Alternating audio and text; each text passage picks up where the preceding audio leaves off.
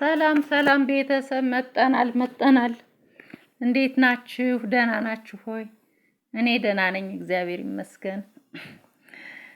ዛሬ እንግዲህ በአዲስ ቪዲዮ መጠናል። እስከ መጨረሻው ተከታተሉ። ላይክ እያረጋችሁ ሰብስክራይብ ያላረጋችሁ ቤተሰቦቼ ደግሞ እያደረጋችሁ ተቀላቀሉ። እንግዲህ ድራማው ምዕራፍ 2 ክፍል 1 ተጀምሯል። ያው እንደነገርኳችሁ ነው።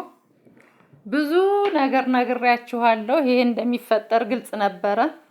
ምክንያቱም እነሱ የኦዲየንስን ምክር ይሰማሉ ብያችኋለሁ ትላንትና እና ያንን ነው እየተገበሩ ያሉት። ምንም አሳማኝ ነገር የለም። ብዙ ነገር እየለፋ ነው ብሩኬ፣ ግን ሊሳካለት አልቻለም። በዚህ መሀል የምታሳዝነኝ ሃይሚ ብቻ ናት። አይኗ ቁልጭ ሲለኝ እናት በጣም ታሳዝናለች። ዛሬ ላይ ደግሞ እውነት ለመናገር እኔ ልጁ ምንም አላሳመነኝም። በቃ አነጋገርም አይችልም። ምንም እውነት ያለው ነገር አይመስልም። እንደው ዝም ብሎ በቃ ይሆናል አይደለ? ተገዝቶ የመጣ አይነት ነገር ነው የሚመስል። ምንም በቃ የተጣላንበትን ነገር ልነግራችሁ እችላለሁ፣ ግን እዚህ ላይ መናገር አልችልም። ችግሩን ፍርጥ አድርጎ የማይናገር ፎቶ እኮ ግን በነገራችሁ ላይ ከስራ ባልደረባችሁ ጋር ብዙ አይነት ፎቶ ልትነሱ ትችላላችሁ። ኖርማል ነው። ፎቶ አሳማኝ አይደለም። ግን እኔ እንጃ ብቻ ልጁ አንደኛ ዩቲዩበር ነው፣ ሁለተኛ በምንና በምን ሊረዳዱ እንደፈለጉ አልገባኝም። ያው እሷ ደግሞ ይሄን ያክል ሀቅና ሀቅ ከሌላት ይሄን ያክል እንደዚህ ድርቅ ብላ ሰው ነፍሰ ጡር ሆኖ በዚህ ያክል ውሸት ሊዋሽ አይችልም። እንኳን እኔ ነኝ አባቱ እኔ ነኝ እያለ እየመጣ አምኖ ይቅርና እኔ እንጃ ብቻ እንዴት በዚህ ልክ እንዴት እሱ ላይ ጫና ልታረግ ቻለች?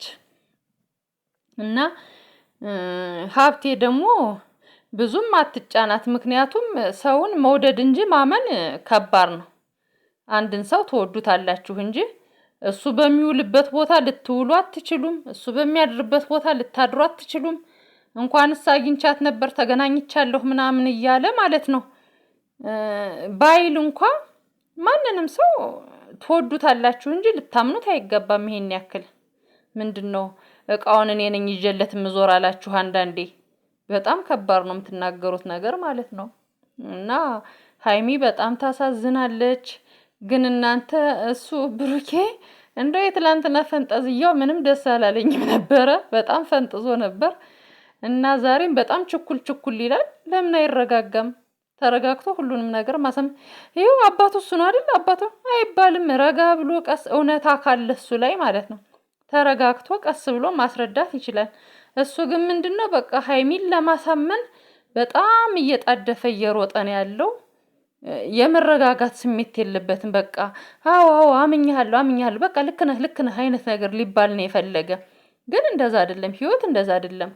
እሱ ተረጋግቶ በሰከነ መንፈስ በቃ ሲጀመር ማለት ነው ልጅቱ ከህይወታችሁ ወጥቻለሁ፣ ግን ያ ማለት አንድና አንዱ የሚለይ መጨረሻ ላይ ነው። እውነታው እንዳለ ሆኖ እኔ ግን አሁን አልበጥብጣችሁ ብላ ወጣ።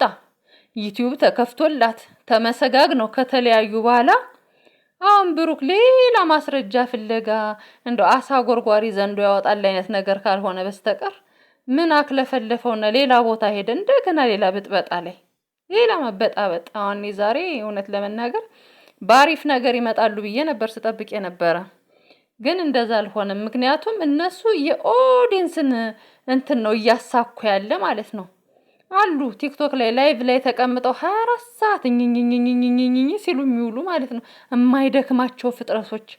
ሌላ ስራ የላችሁም ወይ እስከሚባል ደረጃ ደስ ስለነሱ የሚያወሩ ማለት ናቸው። እኔ የምለው እነዛ ሰዎች ግን ተቆራጭ እየቆረጡ ነው እንደሚያኖሯቸው።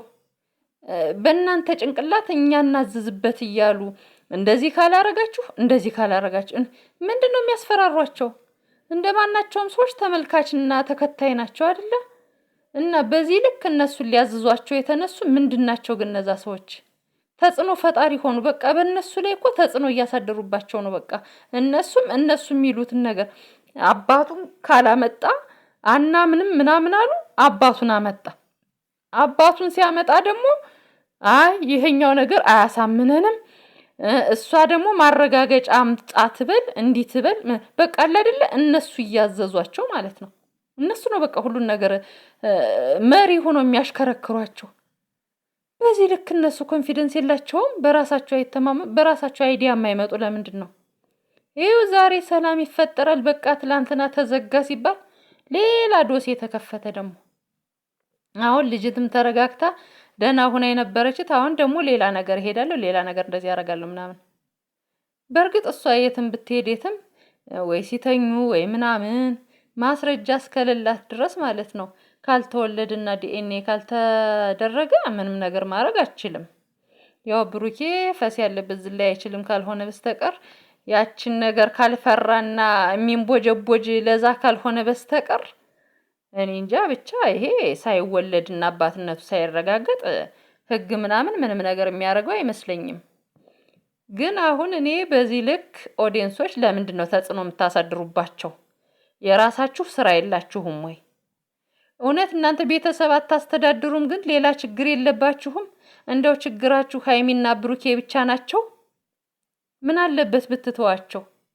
እናንተን እየሰሙ እነዚህ ልጆች እኮ አሁን ከራሳቸው ወጣው በቃ ወደ ተራ ነገር ሄዱ። በቃ ሌላ ነገር አሁን ከዚህ በኋላ ይሄ ህይወታቸው ምስቅልቅላቸው ወጣ ልመልሰው ቢሉ እንኳን ስንት አይነት ነገር እንደሚፈጅባቸው እንደው ስንት ነገር አሁን እንደተበላሸባቸው እስኪ ዛሬ ሃይሚ ፊት ራሱ ምንም ደስ አይልም፣ ጥሩ አይደለም። በጣም የተጨናነቀ ፊት፣ የተከፋ ፊት፣ በቃ ደስ አላላትም ሁሉ ነገር ማለት ነው። ታሳዝናለች። ቁልጭ እንደው ስታሳዝን።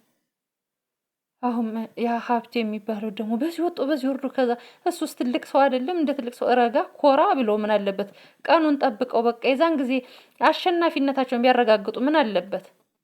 አሁን ዛሬ በዚህ ልክ ውንብድብድ እያሉ እንደው ቢረጋጉ።